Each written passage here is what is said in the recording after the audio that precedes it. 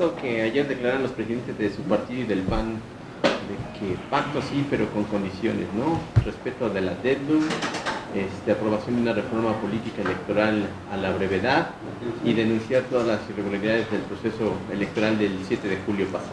Bueno, pues es una posición de las fuerzas políticas que hay que desahogar, no como una condición para volver a restablecer la mesa del Consejo Rector, sino como parte de acuerdos no cumplidos. Yo así lo veo, que no se cumplieron los acuerdos relacionados con estos temas y que hay que cumplirlos, ¿sí? Respecto al pacto, yo soy de los que opino que hay que preservar el Pacto por México, pero hacerlo funcionar con reglas diferentes. No puede seguir siendo una mesa de diálogo, de exposición política, una mesa que se ha convertido en muchas ocasiones como una divisa de promoción, sino que debe seguir siendo una mesa política del gobierno federal y de 3 partidos que están generando propuestas legislativas, propuestas sobre políticas públicas, pero no a través de las formas como se llevó a cabo, diría yo, en su primera etapa. Entonces, en esta siguiente etapa, que siga el diálogo, que siga el acuerdo, pero sin las mismas reglas de funcionamiento. Ahora, senador, ¿usted ve que si no hay reforma político-electoral a la brevedad en agosto, en un extraordinario, el resto de las iniciativas que están contempladas en ese pacto transiten? Yo creo que el diálogo político hubiera habido sin pacto y puede haber diálogo o tendrá que haber diálogo incluyendo si no hubiera ya reuniones del Consejo Rector. El escenario del Congreso es el escenario idóneo para preservar también el diálogo. Por eso creo que también el ritmo del Congreso no podrá detenerse, ¿sí? Para mí el periodo extraordinario del Congreso, de las 2 cámaras, para los temas de modelo anticorrupción, de reforma constitucional en materia de transparencia para los temas también del IFAI, el tema del sistema de reformas al sistema financiero, las reformas secundarias en materia educativa, son temas pendientes del Congreso. O sea, que no se piense que el pacto detiene la vida de los órganos del Congreso mexicano. Tendrá el Congreso mexicano que seguir resolviendo asuntos legislativos, aun cuando la mesa del pacto no pudiera reunirse. O sea, ¿sí me explico lo que quiero decir? ¿Sí? O sea, no se paralizó el Congreso por el anuncio, o se va a paralizar el Congreso hasta que no haya una reforma política. O sea, tenemos pendientes. El pacto no es condición para que el Congreso trabaje, ¿no? Exactamente. El pacto hay que cuidarlo, hay que preservarlo, pero no es una condición para que el Congreso siga generando el trabajo a que constitucionalmente está obligado y a que en tiempos está obligado. El tema de la ley del Instituto Nacional de Evaluación Educativa tenemos plazo. El tema de la integración la integración del IFETEL tenemos plazo, ¿sí? Yo veo que el asunto del sistema financiero es una reforma compleja, pero hay que sacarla porque si no, en septiembre, cuando se presente la reforma energética, esa reforma es de tal calado que va a abarcar todo el mundo político y legislativo y va a detener todos los demás temas. ¿Ustedes creen que hasta que haya pacto tiene que haber un consejo, un periodo extraordinario para que resuelva el modelo anticorrupción o el modelo IFAI que nosotros enviamos? Claro que no. O sea, si no detendríamos la vida del país porque no hay mesa de pacto. Pero ¿para qué quieren los recursos que les van a dar la energética y la hacendaria si tienen un régimen político agotado? Que hay que poner primero, es lo que preguntaba. No, yo estoy de acuerdo que hay que poner en periodo extraordinario en agosto reforma política. Estoy de acuerdo. Lo que yo no puedo opinar es que los trabajos del Congreso se detienen porque no hubiera mesa de Consejo Rector del Pacto, por favor. Entonces ya estaríamos estableciendo que el Consejo Rector determina la vida institucional del país. Pero la pregunta iba enfocada en el sentido de que si no hay reforma política, ¿se acaba el pacto? Eso no lo determino yo, no lo opino yo. Yo soy coordinador de los senadores del PRD, quienes están sentados en el Consejo Rector es el gobierno y las dirigencias partidarias. Pero sería condición para continuar discutiendo en el Consejo Rector las reformas que puedan venir al Congreso. No lo sé, porque nosotros estamos construyendo nuestras reformas. Este miércoles hacemos la presentación del contenido de esta reforma política a las 12 del día, ¿sí?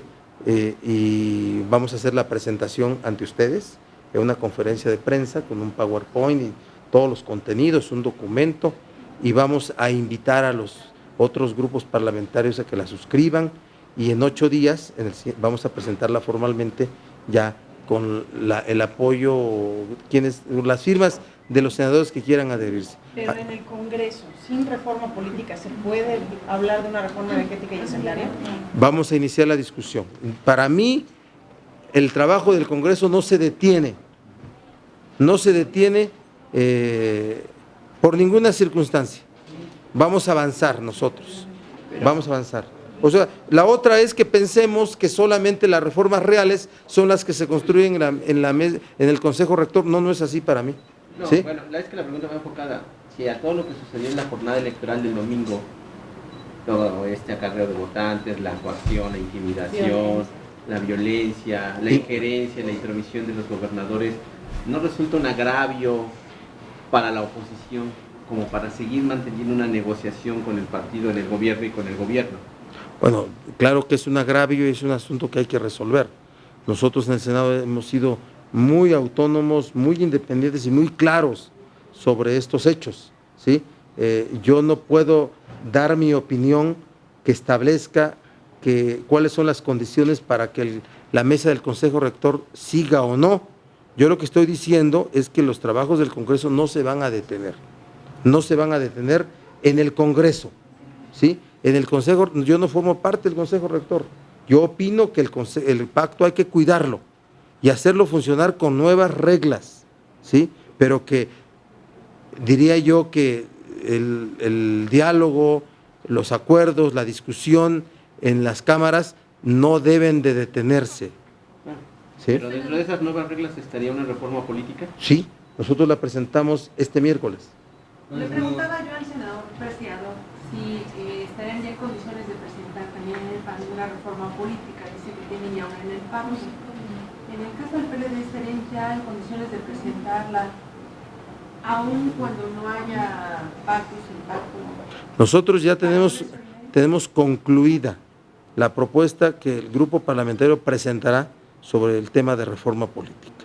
Este miércoles a las 12 del día van a recibir la invitación de senadores del PAN y el PRD para que en una conferencia con ustedes la presentemos los contenidos. ¿Cuándo la presentarán formalmente? El próximo miércoles. O sea, la presentan a la permanente para que la Hagamos la presentación y la entregamos a cada uno de ustedes, ya los contenidos, el próximo miércoles. Y 8 días es para invitar a los demás grupos parlamentarios a que se adhieran a nuestra propuesta. Presentarla ante el Pleno de la Permanente. Así es. Senado, ¿cuándo? Ante el Pleno de la Permanente el siguiente miércoles. O sea, en 15 días. No, exacto. En pasado mañana es la presentación de los contenidos y en 8 días es la presentación formal. Senador, pero para discutirla en un extraordinario, antes de la fiscal y la elección.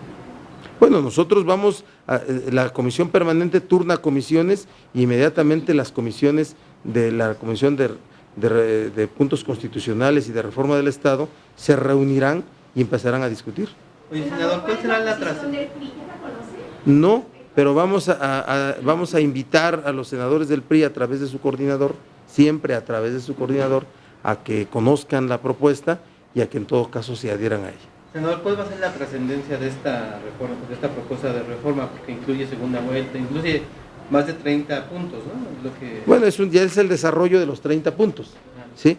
¿Cuál es la trascendencia? Pues ya el efecto político se dio desde el momento que la anunciamos, ¿verdad?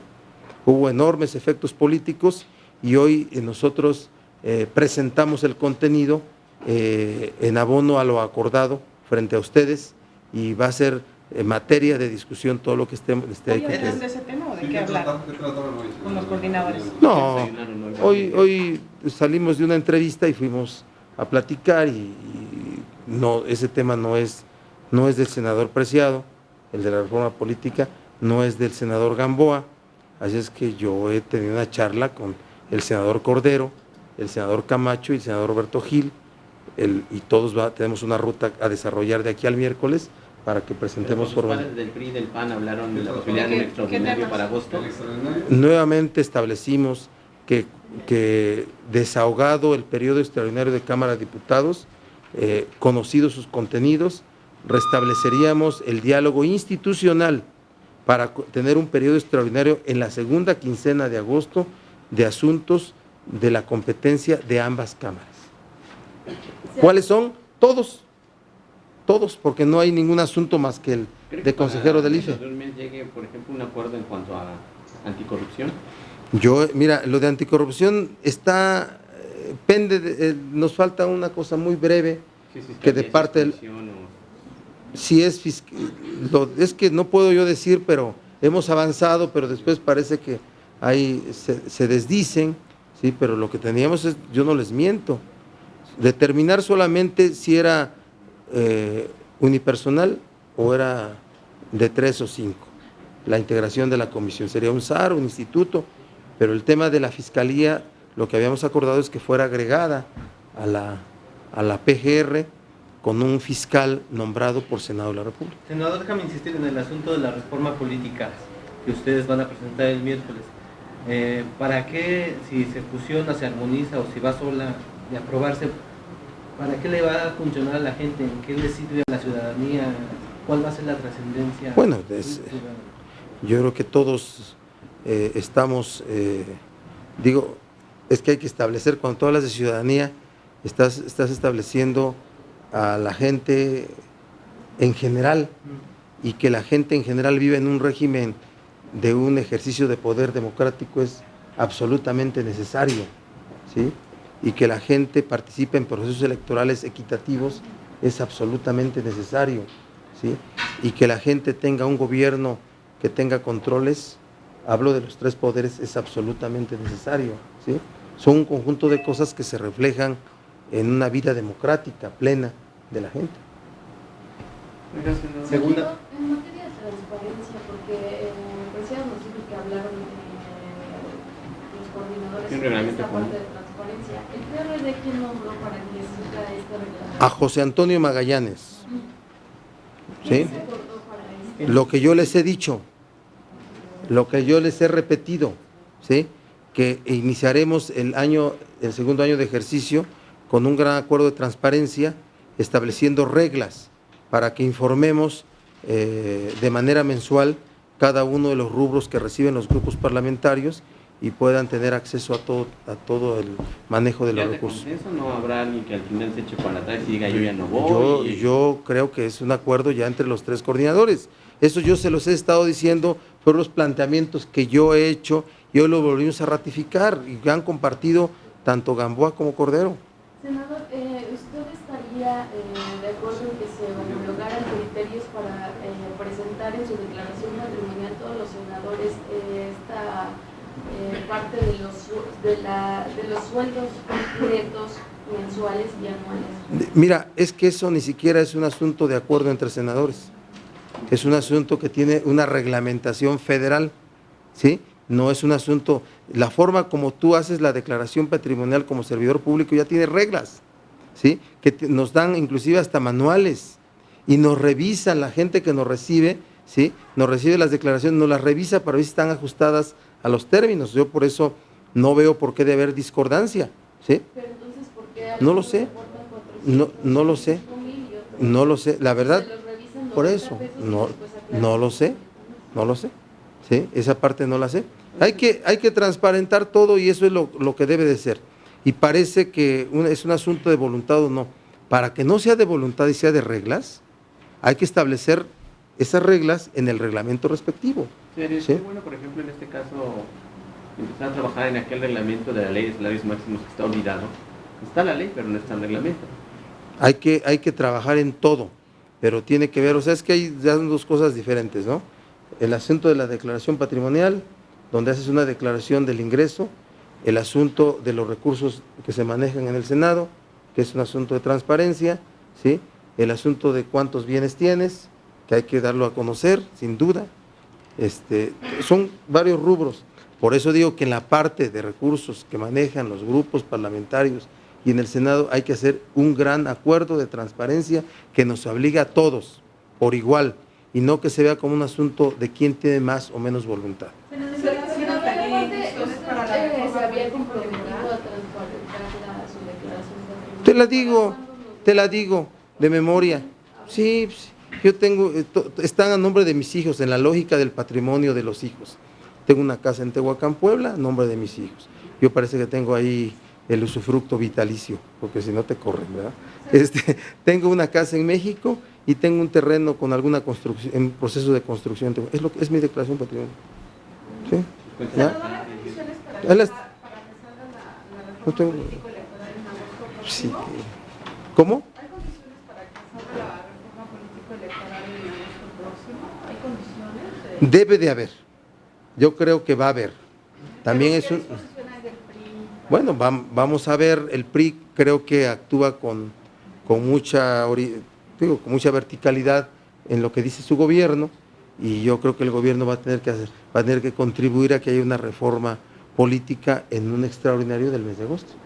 Yo creo que sí. Yo quisiera pedir un comentario sobre esto que dijo Vicente Fox, que es mejor presidente que Benito Juárez y trae un proyecto ahí para legalizar la marihuana. Él fue mejor gobernante que Maximiliano. Oye, ¿en serio? Ya en serio, pues así es. ¿Cómo se compara con Juárez?